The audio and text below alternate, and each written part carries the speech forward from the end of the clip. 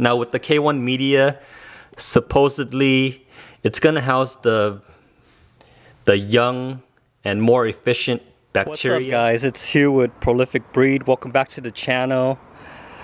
Man, I took this Friday off and I saw an offer up, someone offering this bio pellet reactor for only 40 bucks, and I just jumped on it right away because I know that's about $149, $160 for this unit by itself.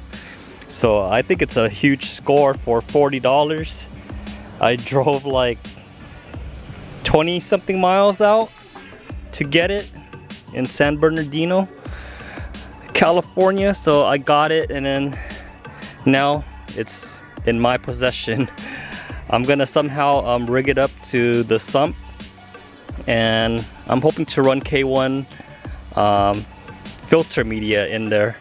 So I'm gonna clean it up now. I have the bucket here. I'm gonna fill it up with water and just soak it up, and we'll go from there. All right, I got it all soaked up. I'm gonna put a dash of vinegar in there because some of the pieces, when I look inside, there's like, let me show you. It's like white calcium buildup in there, and I'm trying to take this piece off right here, but it's super stuck on there. So I'm gonna soak it in vinegar, see if it loosens everything up. Aqua Maxx pellet reactor XL size. What's up guys? Got the reactor all cleaned up and I put it into the sump. And this reactor is pretty big, so you can see these are the two original reactors hooked up, and they're just hanging on the manifold right here. One is for carbon and the other is for bio pellets. But yeah, check out this new reactor I got for 40 bucks. But yeah, I wanted to hard plumb this into the manifold, and I got this gate valve right here that's not in use. It was plumbed for a chillers to keep the water temperature lower. When your aquarium's running hot, the chiller kicks in to lower the water temperature.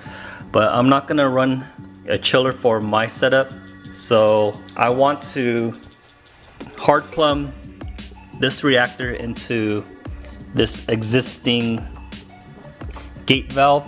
Now the gate valve has a union on there, and the second half used to be connected to a hose similar to this.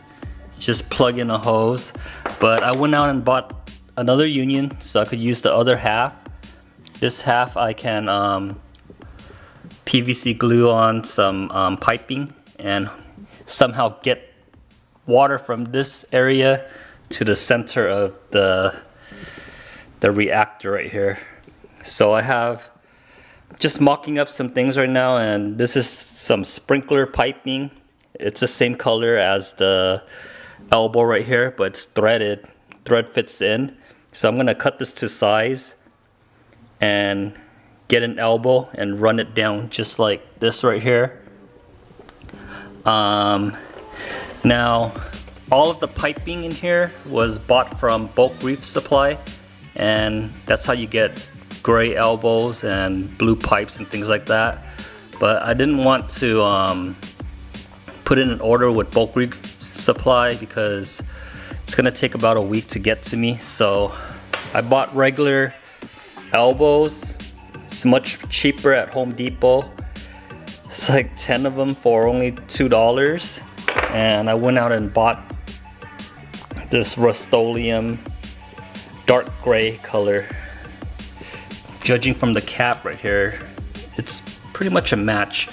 So I'm gonna get outside and I'm gonna paint up these elbows, and somehow I'm gonna paint up this piece right here too to match everything. I'm back guys. So I painted the elbows and I came back and added the K1 media into the reactor, and I thought I was all good because I mocked out all of my elbows how I wanted, and I was about to glue everything till I noticed that the reactor was sitting right here, and it was preventing the tray from coming out. This is for sock filters.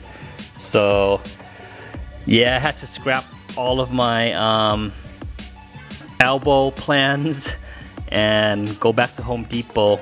I had to push the reactor all the way back to get some clearance for the tray right here to come out. And in doing that, I can't really do the elbows because these are fixed and they're pointing this way, and it's kind of hard to get to this point right here. So I went to Home Depot and I got some flex tubes that fits into the threads right here real easy. So I'm gonna flex it around and see what happens. So in addition to these blue flex pipes that I got some of these elbows right here to fit in with the union to turn it 90 degrees so it's easier to attach everything.